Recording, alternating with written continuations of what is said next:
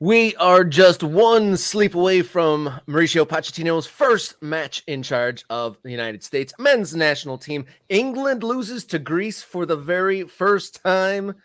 And we take a look at soccer in Austin, Texas as they host the national team this weekend. That and more here on Friday's Morning Kickaround.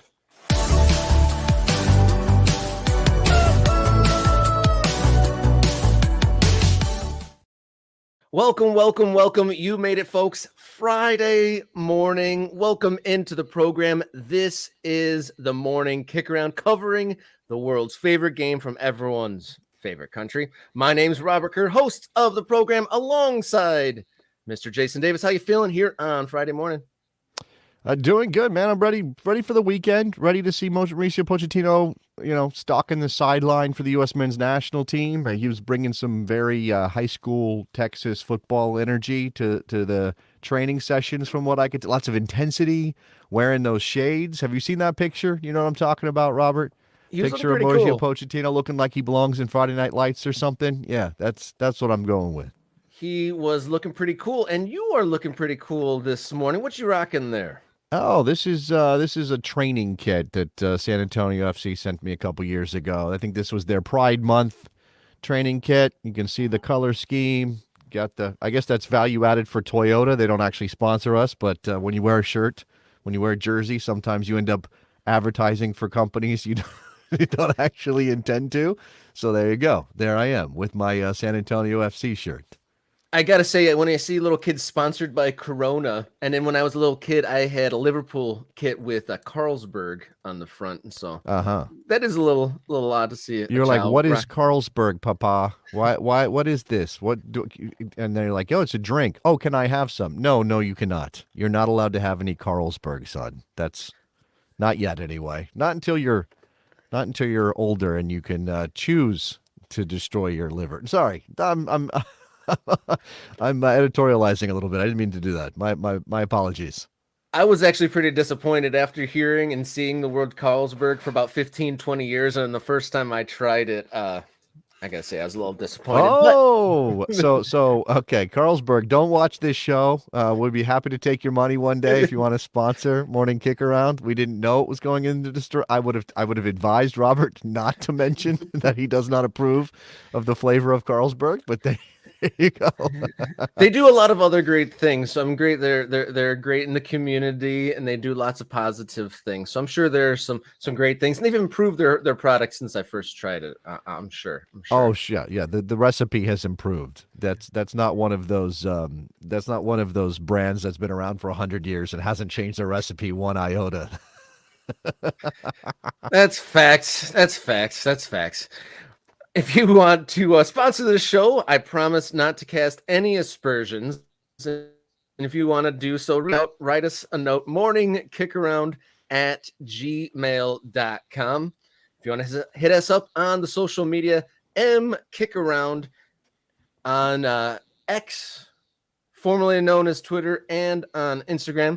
We had a poll up on the Instagram, or actually the Twitter, last night. We'll check in on the results of the poll of should MLS players come anywhere near the men's national team roster. We'll update you on the poll results at the end of the program. But you ready for some long balls here on Friday morning here? Let's do it. Why not? Let's go. What do we got? You ready for this? 3, 2, 1, long balls.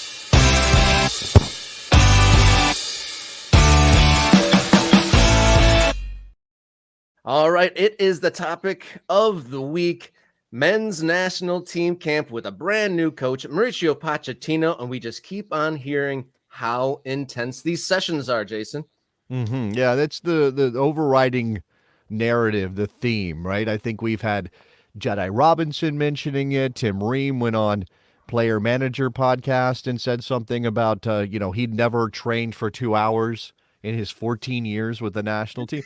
I'm actually not surprised. You said you were surprised by that. I'm not surprised by that. And mostly because, and Tim Ream obviously goes way back before Berhalter or anybody. He's had a number of coaches. This is not the same as a club environment, right? You're not playing week to week with your national team. And you generally come into your national team fit, ready to go off your club preparations. So why would a national team manager run his group of players through an intense 2-hour session when they just came off a weekend game or they just came off training the week before? There was even this talk about Jedi Robinson, I think was the one who said it, where normally after you travel into the national team, you're kind of just doing a recovery day, right? You might get on the bike or something, but that first day off the plane is not an actual training session. That's not what Mauricio Pochettino's been doing. That man was chomping at the bit to get his boys on the field, touching grass, kicking a ball around. So we've seen video of bands, we've seen video of medicine balls, we've seen video of actual play. I think we've seen video that a lot of people have gotten very excited about, where Pochettino says, if you lose the ball, you run. All of this to me is kind of building a narrative that this is substantively different than the past, and that's good. But I'm too skeptical of just this being a good thing to think, oh wow, I'm so excited. If they needed to be accountable, absolutely, that is something that we want to see change in the culture of the U.S. men's national team. But I'm not sure that intensity for intensity's sake is necessarily the best. But you only have one time to create a first impression, and anyone that was in this camp, if this intensity is real, then they'll know that this is the bar. He's setting the bar, Pochettino. You can't come in here lacking, so to speak. Well, that's fine. By the way, let's not put Mauricio Pochettino is the most successful coach the U.S. men's national team has ever had. There is no question about that. His resume is deeper than anybody who's ever held this job. But he is coaching international soccer for the very first time. And there is going to be a learning curve. He doesn't just, because he's achieved some things in the club game, just walk into the international game, know exactly what he's doing or how to handle the limited time he will get with his team as an international manager. I think it's possible. I'm not trying to sow doubt about Pochettino. I am very glad that he's in charge. I'm super glad U.S. Soccer went out and spent some cash. I watched the Behind the Crest video. By the way, did you know Matt Crocker was rocking tattoos? I didn't until I watched that video. But I'm glad they went out and did this. I just think we have to allow for the possibility that there is going to be a steep learning curve for Pochettino, just like there is for the players in a new culture with a new coach.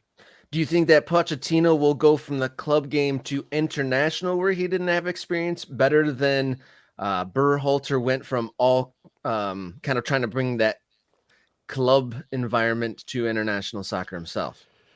Do I think, man, I think Pochettino's a better coach. And I think he's seen more in different environments, different cultures. He certainly dealt with egos in a way that Berhalter had never dealt with egos when he stepped into the job. So I think that will better prepare Pochettino. And I think ultimately Pochettino will be successful. Like, I do think he's going to find a way to be successful. I don't know exactly where to put the bar on success with Pochettino, because really we're all measuring this by the World Cup in a year and a half. And that's not a lot of time. And who knows? I mean, are we talking, like, if they don't reach the semifinals, is that a failure? If they don't reach the quarterfinals, that feels like a failure, right? But at the same time, like, we know there's a lot of work to be done and not a lot of time to do it in. So I think he's prepared better than Berhalter was when he stepped into the job, but that doesn't guarantee that we're going to clear the bar we want to see him clear. Moving on to long ball number 2. Some international competitions already got underway in this window, Europe and South America. Probably the big result of Thursday. You had a little tootski there. No, it was a little microphone issue, but yes, go ahead. Sorry to derail the show. For the very first time, England has lost to Greece. England loses to Greece. Greece was feeling it at Wembley. You can see, I mean, look, not to make it all about us. That is what we do, actually. We make it all about us. That is the theme of the show. It is interesting to compare the moment with England and the U.S. men's national team. Now, let me first throw out the qualifier. The United States has never achieved anything close to what England has achieved on a soccer field. They have won a World Cup. Good for that. Oh, okay. Thank you. Yeah, thank you for that. They have won a World Cup. They've obviously made a World Cup final. They made a Euro final a couple of times. Like this is in recent times. Right? They've had success. It seems as though nobody actually enjoyed any of it in England, as far as I can tell, Robert. Like they were all very like, oh, I guess we're going to the final with Southgate. Huh? Like it was terrible. And that vibe has carried over, and now they're also not winning. Now, keep in mind, and I'm not giving any excuses to the players, but keep in mind this is Nations League, right? Which is still relatively new. Whether anybody actually cares about it is still a question. And England, by virtue of their performance in the last Nations League, got relegated to League B, right? This is not They the did top not level. take it very seriously. They cannot run into Germany. They cannot run into the Netherlands or France or Italy or Spain because they are not in that league. They are in the second division. Let's just say that. They are in the second division of the Nations League. And I get the sense that the players are kind of over it, right? You can't say no when England comes calling, but I think the players are over it. I think Carsley did try to bring in some uncapped players and maybe shake things up a little bit, but he's also in a tenuous situation. Is he supposed to be the guy going forward for England, going into the World Cup? No, nobody thought Lee Carsley was going to be the guy to take them to the USA, Mexico, and Canada in a couple years. And Southgate's propensity for playing pretty dire football has sapped so much of the energy out of the England national team. And I had this debate recently on the radio show I do. I mean, I cross the streams a bit. On the radio show I do, I had a debate yesterday where my argument was most English football fans, unless they are outside the country of England, right? Unless they are expats living somewhere else, they don't really care unless there's a tournament happening. And then, just like the media, they get into this frenzy about how they're not performing the way they're supposed to, right? That seems to be the status quo. England doesn't play the way England's supposed to play, whether it's because they don't play good enough football or they don't win enough. Those two things, and are the major factors. Most English football fans, Robert, are club people, and it's just the national team happens to come around. So I don't even know if anybody cares. Wembley was empty when Jude Bellingham scored the equalizer before Greece went down and found a very insane and hilarious winner in that match. Yeah, and that match actually featured one of the best goal line clearances of recent memory as well. The England goalkeeper was chipped, and I think one of the new defenders to the lineup, was it Colwell or Lewis, absolutely dashed back about 20 yards and slid into the goal and took it off the line. But I wanted to say that Lee Carsley, the England manager, I think this next lineup for the next match that England plays is absolutely pivotal to him holding on to the job, because the media is already on his tail because he's not showing, at least the tabloid sort of media in England is getting on Carsley's back for not belting out the national anthem and showing the public signs of patriotism and whatnot. And already people were underwhelmed that he wasn't a big name by any means or anything like that England took the easy, or the FA took the easy option. And so now he chose this lineup with, basically it looked like he picked all the biggest names and tried to stuff them into one team, and clearly it did not work. Be interesting to see how he adjusts for his next lineup, and if he picks something similar and it goes awry, he could face some tough times as far as holding on to his job. I mean, we all saw that. We all saw that coming, right? You could have easily predicted this. I'm not saying you could have predicted a loss to Greece at Wembley, but you could have certainly predicted at least Carsley was going to have a hard time holding on to the job with the transitional moment that England is in. Again, it seems as though the Three Lions exist solely to give the tabloid sports media and talk sports something to complain about and yell about and scream about, and they wouldn't really want it any other way. Like if England was actually winning things and everybody was happy about England, that would decimate the sports media industry in England, it feels like. They definitely have their cycle. I mean, I remember when I was a kid growing up there in the 90s, it's a cycle of they're crap, they're not going to do anything.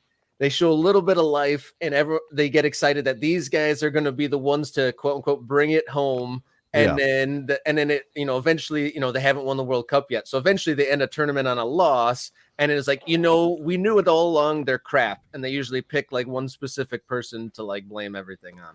Yeah, like and by the way, I like just to give credit where it's due, and I have no particular love for England. I think they do have a number of likable players. So that period under Southgate when they were making finals and going deep into tournaments, I thought, hey, this is actually a pretty likable team. I even didn't really have any issue with Southgate. I mean, he's not a captivating character by any means, but he was playing winning soccer, and nobody seemed to want to give him credit for that. They just wanted to dump on him at every turn. But Jude Bellingham, that goal he scored yesterday to bring England, he was in, he was in it.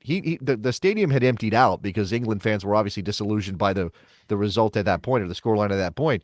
But Bellingham was trying to get people back in it. He was trying to rally the troops. I give that kid a ton of credit. He is the future of England. Obviously, he had a very good Euro at moments when they needed him. So, something to rally around if you're a Three Lions fan. Just a quick note on Greece. They played really, really well. They're much improved. They have kind of been kind of a forgotten team for a long time. Vangelis Pavlidis scored twice. Is that how you say that? That's how you say that? In this moment, I'm doing my best. Any Greek listeners who want to correct us, please do. We won't get it right anyway, even if you teach us how to say it right. But I'm going with you. I'm going with you, Robert. I will say I have a little bit of Greek credibility because for Oakland County FC, which I'm the voice of, we had a Nicholas Papakyriakopoulos, and I nailed that. Papakyriakopoulos. All right. So I was able to do that, but Pavlidis, we'll say that. Okay. He did very well. He's got one of the easier Greek names, Pavlidis. There's not like 8 syllables in it and many. Go ahead, continue. You're not arguing with the pronunciation. You're just going to make me doubt whether it was accurate or not. No. It's fine. It's fine. You were going to bring up, you're bringing up Greece and improvement and things like that. Of course, Greece stands out.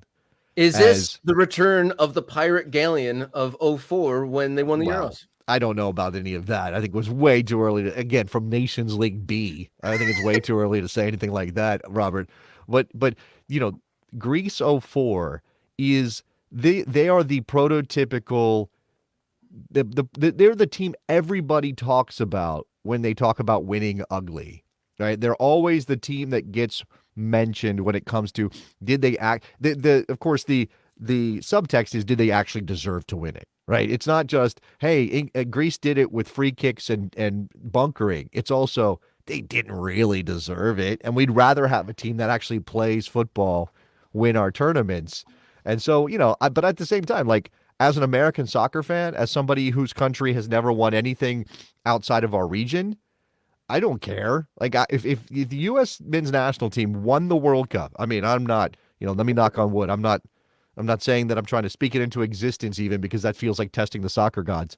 But if the U.S. men's national team won the World Cup in 2026, putting 10 men behind the ball and scoring a couple free kicks and penalties, I would sing hallelujah and be leading the parade down the Canyon of Heroes to celebrate that victory. And I would make no apologies for how they did it. None. Yeah. I doubt a single Greek soul has said, I wish we played better ball back then. Right. Exactly. Yeah. They can't take it back, no matter how you play. Moving on to long ball number 3. It has become a topic of discussion, obviously, because we're at international breaks. We have a little bit of time to think. Has Lionel Messi's effect. That's the Englishman in you coming out. You can't help yourself. It's not Lionel, it's Lionel. To be fair, I will never say Martinez, and that's one of the worst Englishisms of all time. And that's all good. We should all tip our cap to you, Mr. Kerr, for not getting that one wrong. Don't say Martinez for sure. That's absolutely terrible. But long ball number 3, has Messi's effect in the United States been blunted by the Apple paywall? Yeah, this is a story. This comes to our attention because Awful Announcing had a story that made this argument about Lionel Messi. And look, I think it's a reasonable question to ask whether or not Major League Soccer, by putting its entire product behind a paywall, has limited the effect of Messi in this country, sort of breaking through and crossing over into mainstream sports discussion. Like, I think there's 2 different ways to think about this. One, did Major League Soccer signing the deal with Apple, putting everything behind a paywall, keep Messi and Inter Miami and Major League Soccer from making it on the major news shows or on the debate shows or into sports talk radio in a given town? Yeah, probably. I think probably. I don't know how to prove that empirically, but probably that has been a big limiting factor in whether or not people like Colin Cowherd are talking more about Major League Soccer, or people like Shannon Sharp are talking more about Major League Soccer, right? First of all, those Colin Cowherd does have some soccer chops. I'll give him credit for that. But lots of those other shows and those other personalities, the people who drive sports conversation in our country, they don't give a crap about soccer, and they never really have. And maybe they will one day, or maybe they'll be replaced by people who do. I think that's going to happen. And we don't need to get too wrapped up in the more in so our than own ever, psychology. but definitely not. It's more so than ever, but not full mainstream. It's not going to happen overnight, and it's not going to happen quickly, and it's not going to happen in a way that soccer fans want it to, right? So if Lionel Messi was playing weekly or every so often on national television, without this limiting factor, it probably would drive more conversation. Now, let's also not forget that he was missing for a big part of the year in 2024 because of what happened at Copa America, what happened to Argentina, and all those things. I think, though, that if you think about it globally, if you go beyond the borders of the United States of America and you talk about different markets, it is undeniable that Messi to Major League Soccer has been massive for the league. And anybody who has traveled outside of the United States since Messi arrived in Miami can speak to it firsthand. I've seen, this is anecdotal from a lot of people, Australia, Southeast Asia, South America, obviously, Mexico, Canada, it doesn't matter where you go. And I went to Spain this summer. Those pink jerseys are every freaking where. They are everywhere. People recognize that Lionel Messi is playing in America, and whether it's because the pink is fashionable or just because Messi has that kind of power, and it's probably both, his reach around the world has not been impacted at all by moving to Major League Soccer and moving to Inter Miami. And you can say, I mean, if the argument is Major League Soccer has a self-inflicted wound domestically around this, I can see that. But if it is balanced out or perhaps even overcome by the worldwide element of this, because remember, this Apple deal is not just in the United States. It is the worldwide deal. You can access MLS games anywhere in the world via Apple TV, via MLS Season Pass. And I think probably they are. I think people are. Now, again, whether they've reached the number of subscriptions and, some of what's in the article at Awful Announcing, it references sources that I wouldn't call necessarily reputable. That's just me. Like, I don't want to name check anybody. I'm just saying I'm not sure every piece of evidence presented is really verifiable and isn't just somebody else's opinion being passed through as evidence of something. So I think, look, Major League Soccer has made a lot of mistakes, and I don't love this league being behind a paywall for me. Like, I don't love it. It doesn't make my interaction with the league feel good. But at the same time, it's really hard to deny where sports have gone, whether Major League Soccer was even going to get anything close to this kind of deal via over-the-air or cable television. But cable television is still a paywall. Let's not pretend otherwise. True. Like, I just think that this is missing the point. Like, this is not looking globally enough. This is looking too myopically at the United States. And while soccer fans would love for Messi to be the transformative thing for our game in this country, it's a heavy lift even for a global superstar. Anecdotally, myself, there is a lot of Lionel Messi jerseys out and about in the world. Dropping the kids off at school, I see multiple. I don't even bat an eye when I see an Inter Miami jersey, and I'm in the upper Midwest. I can't imagine what it is, down in Florida. And correct me if I'm wrong, isn't Inter Miami now the most followed social media club, something like that? So, I mean, obviously, he has shown that MLS didn't damper his brand in any way, and he's brought a whole lot of eyeballs to it in the country. And I bet there's a lot of people out there that say the global reach that are learning about just various MLS franchises just because they see the highlights of an Inter Miami game. They probably Yeah, might even sure. be someone across the planet's introduction to the Columbus Crew, for example. Yeah, I mean, I think part of this is, and I am of I'm a certain age, right? And the way I consume sports is not the same way that people 20 years younger than me consume sports. And that's not to say that you shouldn't also cater to people who do sit down and watch an entire soccer game, or would if it was more readily available to them.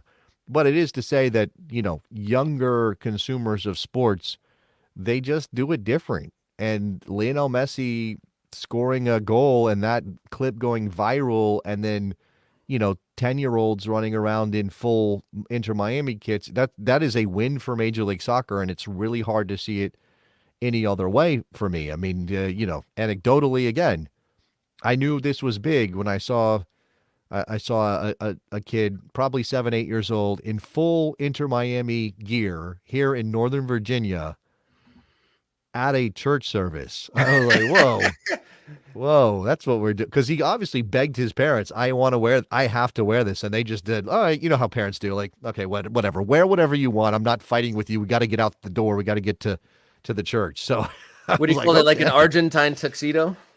There you go. I like that. South Florida tuxedo, something like that. Yeah, absolutely. Just side note, Messi's Argentina drew last night 1-1 with Venezuela, with the quote coming, Messi blaming a muddy pitch for an ugly draw, I guess. Yeah, Venezuela, not an easy place to play because of the conditions and stuff. Obviously, that's not one of the better teams in CONMEBOL, generally speaking. Are we going to talk some CONMEBOL qualifying? Do we want to mix that in here just a little bit before we move on? Because not only was there that draw, but Bolivia. You see what happened with Bolivia? I mean, what happened with Bolivia? Well, Bolivia, who plays in La Paz when they play their home games in World Cup qualifying or anything, they went and beat Colombia yesterday, down to 10 men for 70 plus minutes, and they beat Colombia on a goal by Miguel Terceros, who is a 20-year-old player at Santos. And again, the advantage that Bolivia has in La Paz is insane, because La Paz, you think, oh, Denver's difficult, or Mexico City difficult because of the altitude, or some of those places in Mexico, Puebla. I'm trying to think of some other ones. Obviously, Columbus learned the hard way what altitude can do. Philadelphia learned the hard way what altitude can do to you in the CONCACAF Champions Cup. La Paz is 11,942 feet above sea level. So, air at a premium. So, but good on Bolivia. Yeah, if no one's ever gone to any kind of elevation, you go to Colorado and you go for a 10-minute walk, and you feel like a very out of shape individual. So I can't imagine what playing an intense match of football will do. And also notable in South America, Brazil got a 2-1 win, and it is notable that that loss to Bolivia, that Colombia, kind of jumping around here, but Colombia, that's only their second loss in a couple of years here. So significant result there. Before this, they had the loss in the final of Copa America to Argentina. And then the previous loss before that, years 2021, I think, was also to Argentina. So Bolivia doing something that nobody but Argentina can seem to do, and that's beat Colombia. So good stuff. Great goal, by the way, from Terceros. Yeah, and then Brazil, like I said, 2-1 win over Chile late last night. That said, should we maybe bring it back home again and dig into our United States men's national team lineup thoughts here on today's Hot Topic?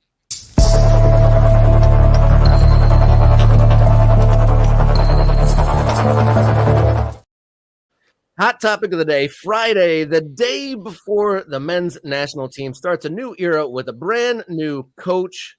We want to know, what is your most wanted starting 11 for this match? Yeah, go ahead and throw in your comments, who you want to see playing in this game. I mean, look, building an 11 seems like a very, very big task because, well, first of all, there are a couple ways to look at this. One, what do you think Mauricio Pochettino is going to do? And we have no book on that. We have no history to go on. You're just kind of guessing and thinking, well, maybe that's a Pochettino player. Maybe he wants to see this guy. You could also just see it from your own perspective as a U.S. men's national team fan. Who do you want to see in the lineup? I think that's the way you went, Robert. So I think we have some very distinct differences in our lineups because of that. Do you want to go first, or you want me to go ahead and jump in the deep end here? I think I'll go first because I want to get it out of the way because I think I'm going to get destroyed. I pulled a little bit of a Lee Carsley on this one. So my starting 11, very experimental, so nobody torched me too much. I kind of picked all the names, essentially, the players that I just wanted to see in action. And I think, we talked about this before. I think there's going to be a completely different lineup between Saturday and then Tuesday against Mexico. Probably. But these are the players I just want to see. Whether or not they will fit together is a whole nother story. But we'll start at the back. Patrick Schulte, he has shown a lot for Columbus Crew and in the Olympics. So I think that he might be worth getting another look at kind of a higher level of competition and, get some face time with the new coach. Christopher Lund at left back. I haven't really gotten to see him personally very much at all, other than some snippets here and there. Really want to see what he brings. And then Trusty and McKenzie, center backs. And then another player, Marlon Fossey, on the right. Just kind of curious to see how he plays. I understand this back four does look a bit makeshift. I'll give you that. I mean, maybe yours might be more practical and rooted in reason. Hey, don't neg yourself. Just go with your gut here, Robert. There are no right answers to this. Like, there's no wrong answers to this. This is, again, we don't know. Mauricio Pochettino could look at a player that we think of as being really set in one position and say, no, that player is going to play in a different spot for me completely. That could happen. That could happen. In the middle of the park, I want to see Aiden Morris. I've really enjoyed seeing him move from Columbus to Scotland, or Middlesbrough rather, and then our guy Weston McKennie alongside him, and then Gianluca Busio. He's an interesting player, and I kind of moved him up at the top of that midfield three because I want to see what his style compared to. We talked on a previous show that he kind of had a little bit more style rather than that engine. And I want to see if he's put into that position, does he have that motor now after a couple of years of being out of selection? Does he have that motor now that he plays? I think he's got up to 100 appearances for Venezia. Has he developed into an international caliber player? And of course, we all want to see Christian Pulisic play. He's in the form of his life, and I'm sure he wants to impress Pochettino, and we all want to see him do his thing.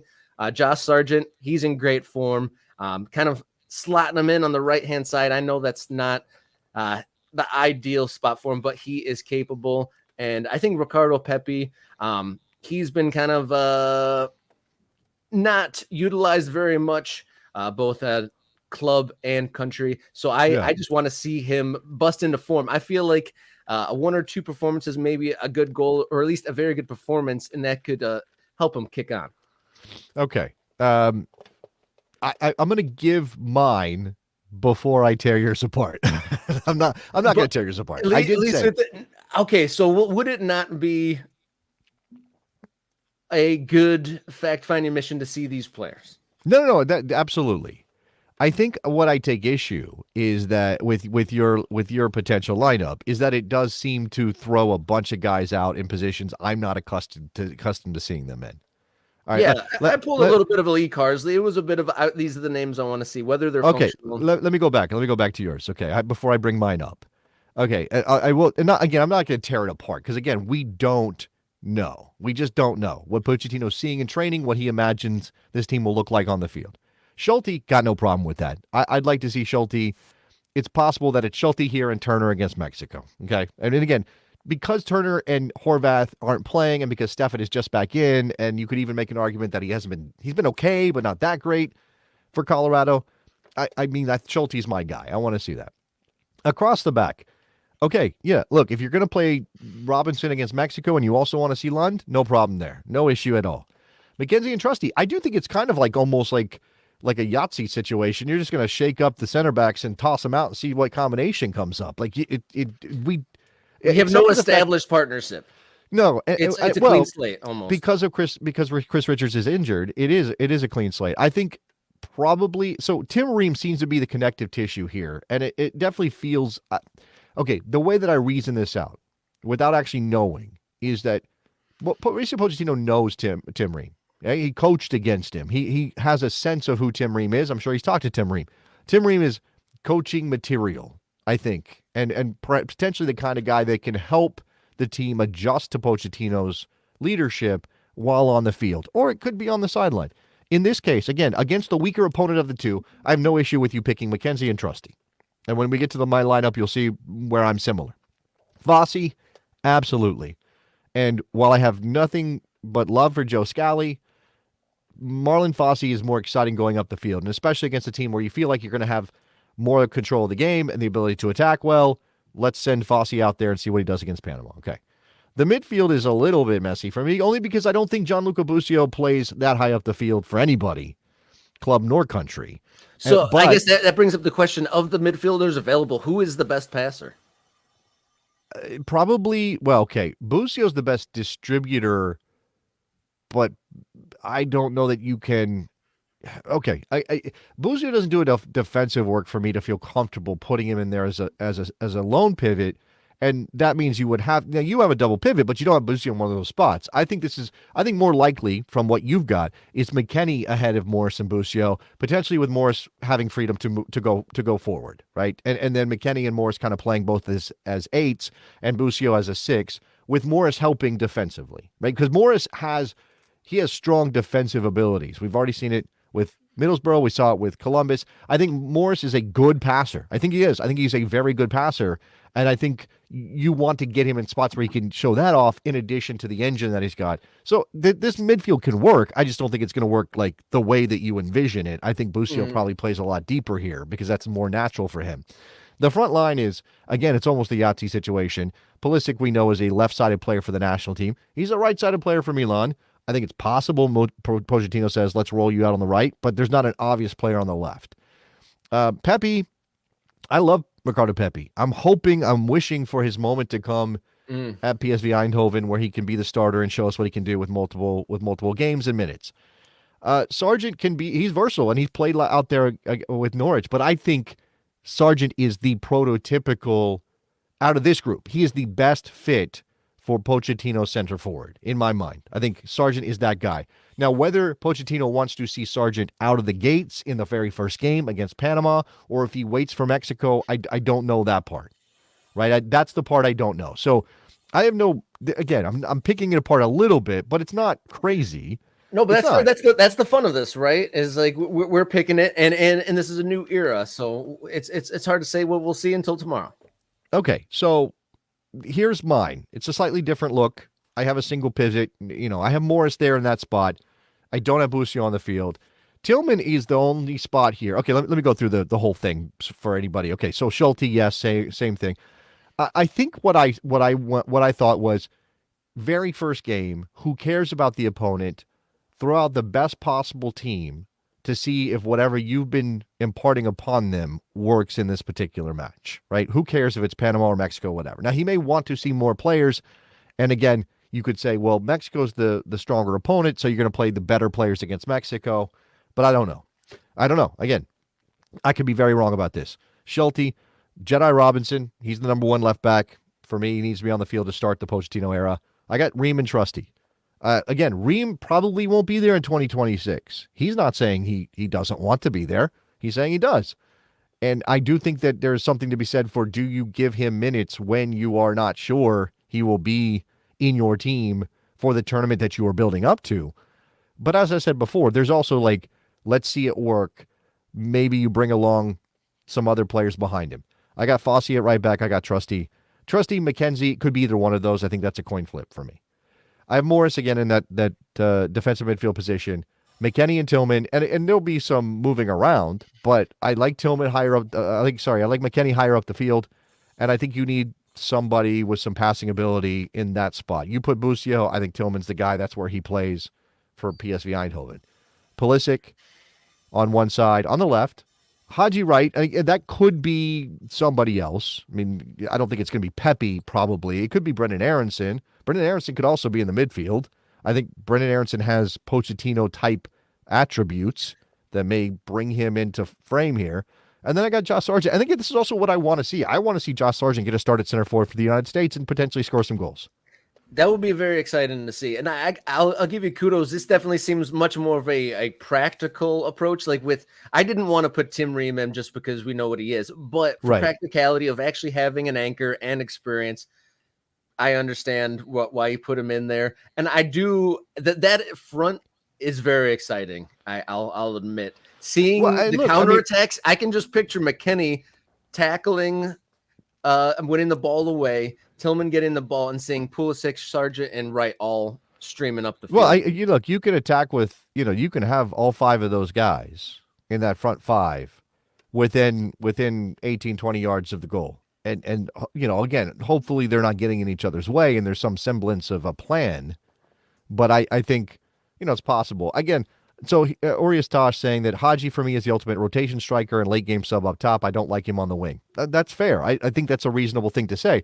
Let's also remember, and as people are talking about in the chat as well, with the fringe guys that are here. The fringe guys are here because injured guys are not here. Tim Weah is not here. What would Tim Weah be?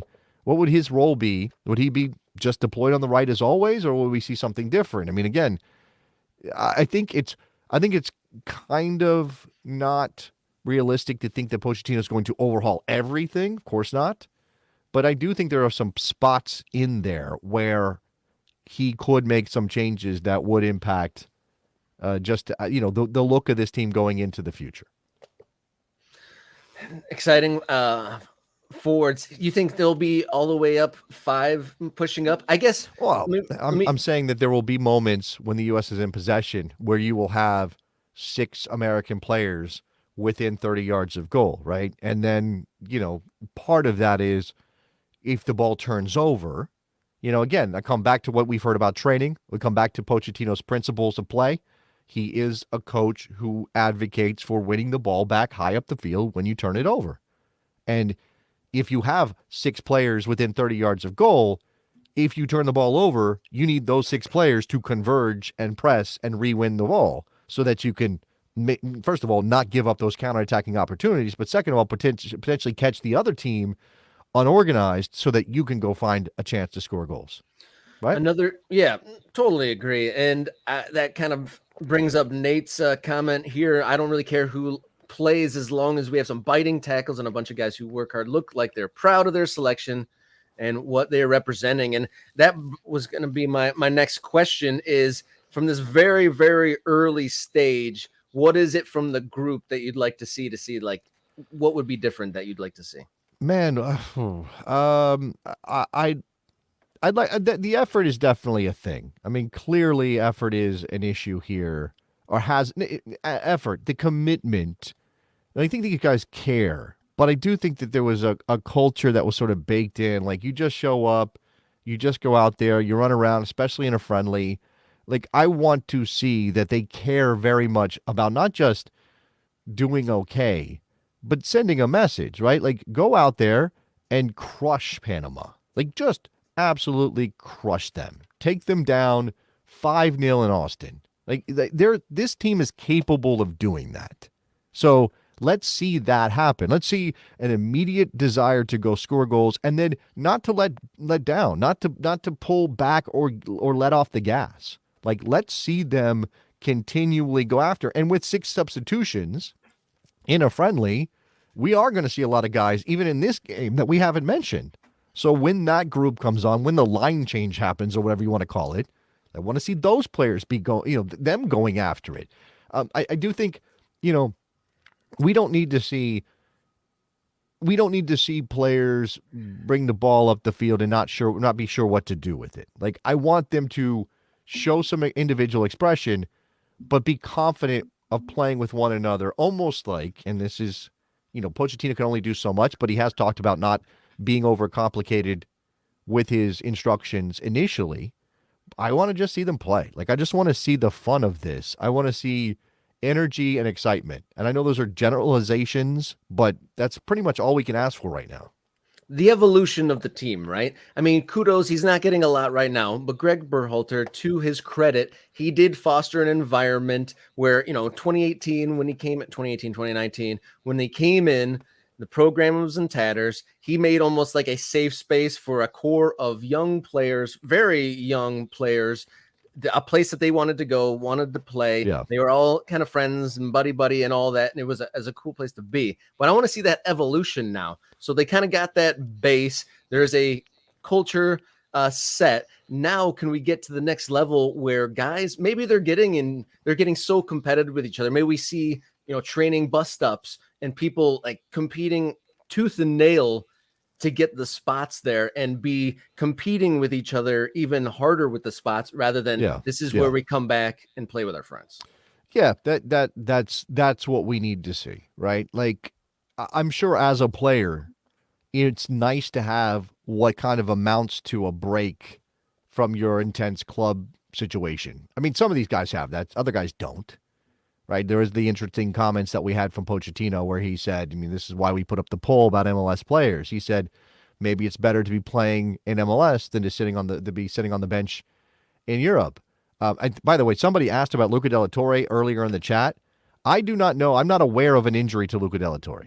It seems to me that Pochettino left de la Torre at Celta Vigo because his status is unclear and he's not playing. Now, whether it's like you're not playing, you can't be in the national team, or maybe it's better for you to stay through the break and try to figure out how to get back into the lineup to get playing time. I don't know. It could have been a conversation between De La Torre, between Celta Vigo, with Pochettino involved. I don't know anything about that. That is an interesting. That's maybe the one absence from this team that I find intriguing. Everybody else is injury related, and that's obviously a bit of a downer here. As excited as I am for the beginning of the Pochettino era, let's remember that Gio Reyna's not getting a first look.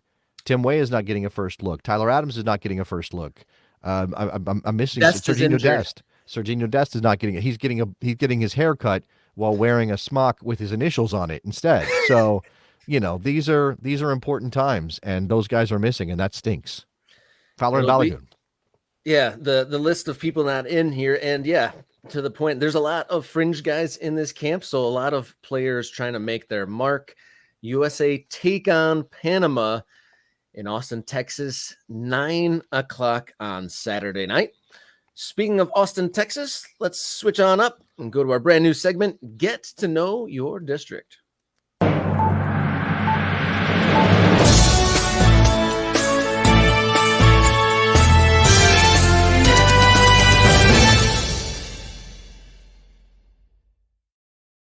All right, Get to Know Your District, the segment in which we span the country, taking a look at the variety of soccer cultures and history in locations across our unique soccer nation. And with the eye of American soccer focused on national team camp and the dawn of the Pochettino era, let's get to know Austin, Texas. Have you ever been there? I have. I went to Austin for USA Jamaica during the last qualification cycle. I believe Ricardo Pepi scored twice in that game in front of his family who had traveled up from El Paso or wherever they were living. I think a lot of his family actually relocated to Frisco when he was in the FC Dallas Academy. But I remember Ricardo Pepi being the it kid of U.S. soccer at that time. Remember saving Berhalter on some level because he came in and started scoring goals during qualification. They beat Jamaica. I think they beat Jamaica 2-0 on the day. Had some good tacos in Texas and in Austin. Yeah, I enjoyed Austin. Didn't get a ton of time there to explore the city, but it's a cool place for sure. I believe I saw a stat that this is the fourth time the national team has come to Austin, and they've held a shutout, at least 2 out of the 3 games at the very least. So they've had some good success there. But the city itself, nicknamed ATX and the live music capital of the world, the city itself just under 1 million in a very large and ever expanding metro area, just under 2 million folks. And fun little tidbit, Texas history is something I need to look into a little bit more. Austin won independence from Mexico in 1835. Texas did. Yeah. Well, yeah, and Austin was the capital Was even the back capital. then Yeah. when Yeah, they the won Republic of independence from Texas. You don't know about the Republic of Texas? Well, I know that it was a thing, but I don't know the ins and the outs. Okay. Well, I mean, this is one of those deals where, yeah, shout out to our Texan friends, and I got some. They think of themselves as Texan before they think of themselves as anything else. Like, there's nothing, no other identifier matters. Texan first. Do you know what I mean, Robert? Like, Yeah, and I believe that Texas has been under more flags than any other state because they've been under the Mexican flag, the Spanish flag, the American flag, yeah, the Texan flag. So yeah, lots pretty of unique flags. American history. You might even say 6 flags over Texas. You might even say there were 6 of them. I think that might be the number. That's where I think that's where that comes from. I think Six Flags, the amusement park, was named because of the 6 flags that flew over Texas. I could be wrong about that. That's the way I always understood that. This is really becoming an educational segment here. Yeah, yeah. When you're on the roller coaster the next time at Six Flags, think to yourself, "Oh, this is because of Texas." It could be that. It could be that. Yeah. What about the soccer in Texas? What about the soccer in Austin? We're talking about Austin specifically, Robert. What about the soccer? Well, Austin has come a long way to becoming a regular stop for the national team. Like many districts we will visit, Austin features a history of quirky stories and a list of clubs that, for better or worse, have come and gone.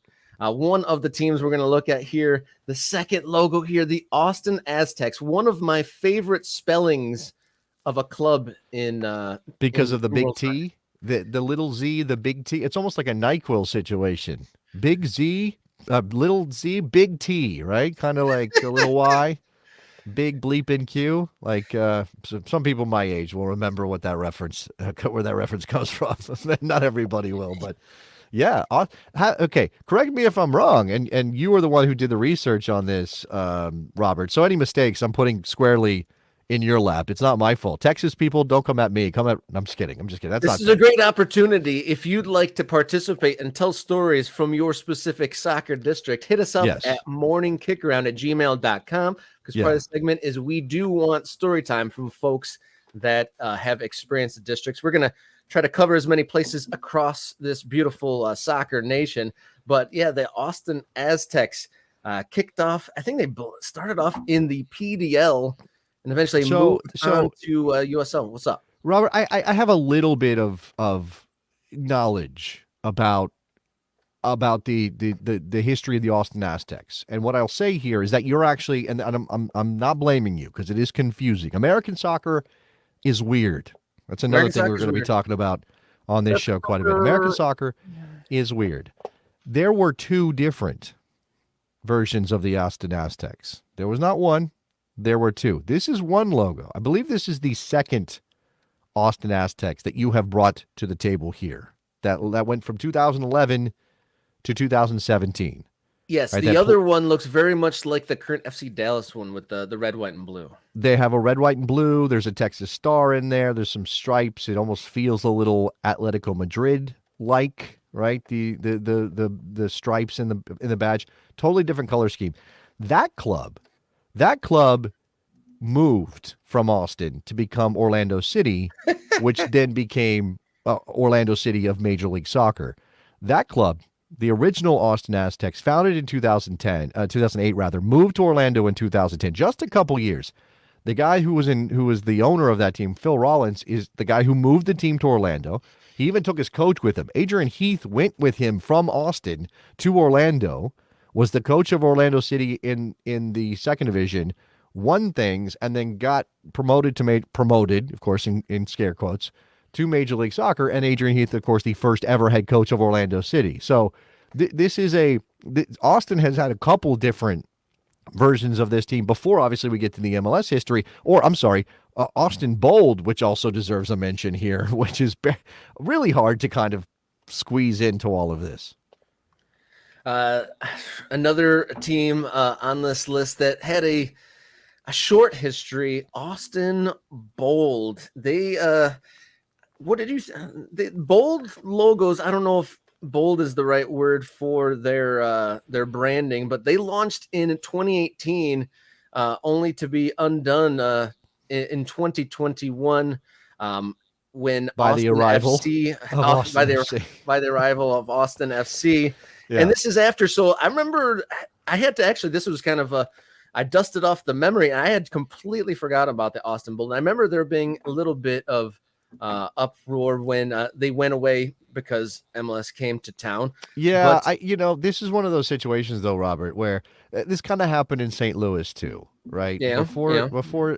before St. Louis got launched, St. Louis City, there were some people crying foul over Major League Soccer putting a team in a city that already had a lower division side, right? And the argument being that Major League Soccer was pushing out the lower division team and killing grassroots soccer in America, or at least in those towns. I don't really have a lot of time for that. I mean, I get it. I mean, it feels unfair just in terms of how we balance these things out when big money in Major League Soccer comes in and drops a team on a city like St. Louis or Austin, and a smaller team can't compete and feels like it has to go away. It happened with San Diego too. San Diego Loyal shut down or is shutting down because San Diego is coming into Major League Soccer.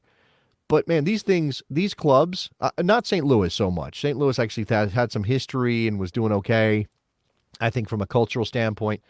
But Austin Bold was kind of a joke. Like, their owner was very messy. They had a stadium, but it was out by the F1 track outside of Austin.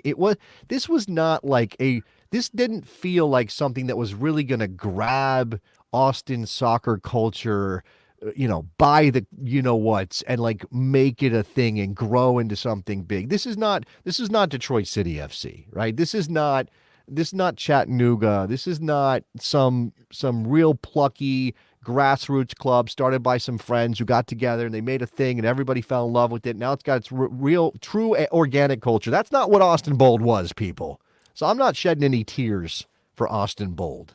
Yeah, they played at the Circuit of Americas, which is the racetrack that's located somewhat near Austin. So yeah, not exactly in the heart of the city by any means. Austin Bold, I think,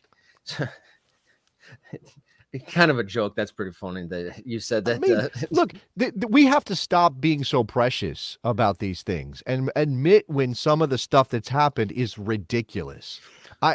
The uproar about teams going away is because the teams and franchises or clubs are cultural centerpieces or cornerstones.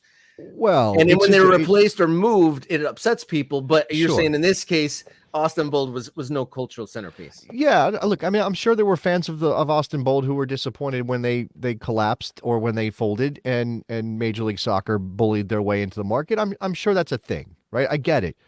But if we want soccer to be big in this country, we have to stop being protective of things that don't deserve our protection, like don't deserve our care as soccer fans. And I know that's sometimes that's hard to figure out which is on what side of the equation. Like, is this club and this culture worth protecting, or is it kind of a joke and kind of ridiculous? And if an MLS team comes in or anybody comes in and pushes them out, then it's okay. I at the same time, I will admit that as somebody who's been talking about these things for a long time, we definitely get in our own way. American soccer gets in its own way, Without a doubt.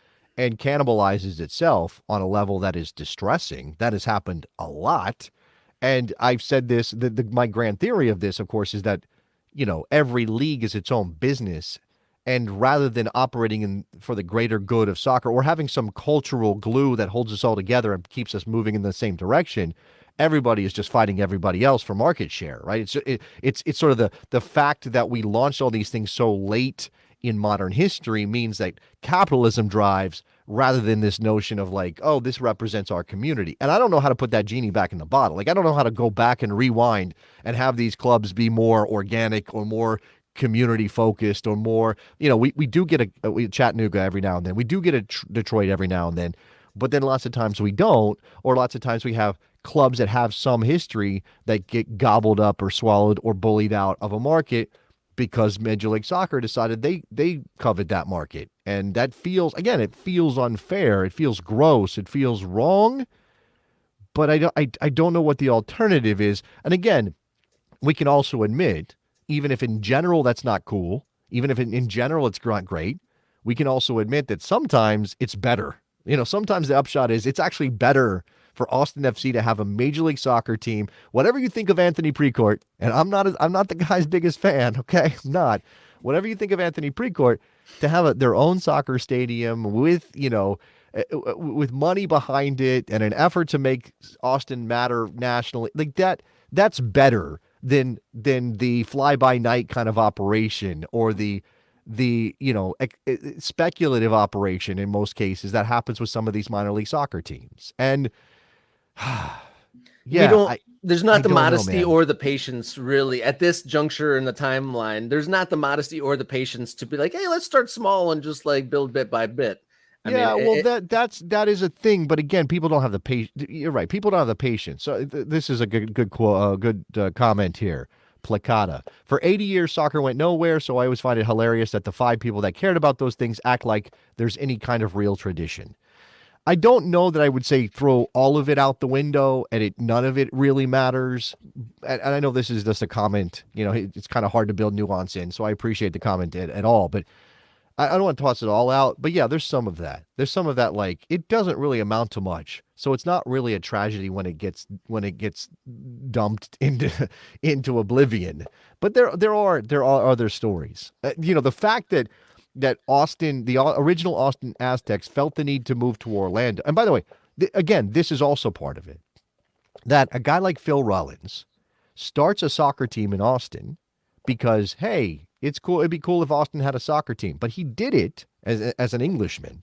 He did it because he saw the potential for Austin to get into Major League Soccer. And he was basically starting up a company to hopefully be acquired down the road so that he could benefit financially from said acquisition, right? Again, this is all capitalism driving everything that we're doing. And I guess our job as fans is to sometimes push back against that. I just think we have to pick our battles. Yeah, you're right. I mean, you're fair. You're fair on that. And then what it turned out to be, MLS parachutes in, and it does end up becoming a better product. So you can't be an absolutist of, they can't do this. They can't take away clubs or make clubs go away. Before we move on, I do want to give a shout out to another team on this list, Austin United. I'm always giving props to summer league amateur teams of the NPSL. I think I got the lowest quality image of their logo there on the graphic. I'm not putting it back up just for that reason because it's so low res. But shout out, they played in regional leagues and now compete in the NPSL. And another part of the soccer story in the country is the Texas Longhorns, University of Texas, based in Austin, a pretty successful women's team and a very successful club team for the men's at the University of Texas. Yeah, that's the Matthew McConaughey connection, right? He's a massive UT guy and he's a massive Austin FC guy, and okay, good stuff there. Any famous players out of Austin? I mean, that's one thing we want to build in to get to know your district. Any notables coming from Austin?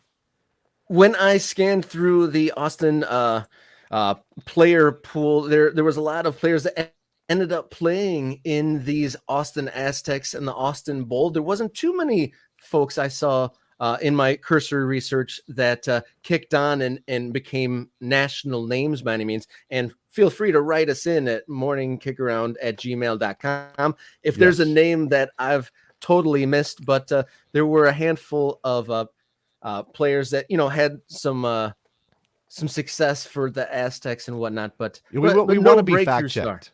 We want to be fact checked on these things. Please do that. Yeah, let us know. We're not claiming to be experts on every district we bring up on Morning Kickaround. The idea is for us to learn as much as it is to pass along. I mean, this is our attempt, to celebrate the soccer culture that does exist in this country. And a lot of people think there is none, or we just don't drill down, we don't drill down low enough to really get a sense of things. So Austin this week because of the game there against Panama for the U.S. men's national team, but lots more cities and towns, smaller, in terms of population, smaller places to come, I think. I think Robert has been lobbying for us to do Grand Rapids every single time we talk about this. So it's funny. I'm also going to start lobbying for Lansing because that's got an interesting backstory. Lansing, Michigan. All right. Well, Robert, a Michigan guy, is lobbying for Michigan. So if you want us to do other states besides Michigan, please send us an email at morningkickaround@gmail.com. I also take this opportunity again. I was checking the numbers. We're this close. I mean, I'm exaggerating a little bit. This close to 200 on the subscriptions in week 3 of the show. We can do better, people. So please, if you haven't already, Morning Kick Around on YouTube. Again, I know some of my best soccer show people are probably watching the show today through that channel. And if you're subscribed to the Best Soccer Show, thank you very much. But it doesn't cost nothing to go subscribe to Morning Kick Around as well. Hit the button and join the movement. Yeah, providing a fantastic free service here on the YouTubes. And we just need you to click the button and tell a friend. Thank you to everyone who has subscribed so far. We are ticking up little by little each day, but we got to make that snowball continue to grow. Should we mention? I know you already said his name once with the Argentina. Can we just say Lionel Messi, Lionel Messi, Lionel Messi? Maybe we'll get more views and more subscribers. Isn't that how it works these days? That's how I know the impact actually exists, Robert, because I can see what's happening on YouTube and on social media. Yeah, so far the most viewed video so far. Anything with Messi in the title, and Pulisic, to his credit, has been pulling in some views as well. There you go. All right. Any other business to get to, Robert? I'd say before we get out of town, hit us up on X and Instagram, Kickaround, on those platforms. I put up a poll yesterday in 24 hours asking, are MLS players welcome, or should they be anywhere near the men's national team? And it was a heck no or a yes, of course. And it was 70-30 in favor of yes, of course. Okay. All right. Maybe it says something about the people watching our show, which, again, we're American soccer people. Got to leave that door open, Doesn't mean it needs to be like 10 MLS guys, but got to leave that door open. You never know when you might need them, right? It's good to have them. If they're good, they're good, right? It's like your safety school. You never know. Maybe you don't get into your first choice. So you gotta have a safety school. All right. All right, Jason. It's been a pleasure. Everybody, please, until next time, enjoy your soccer.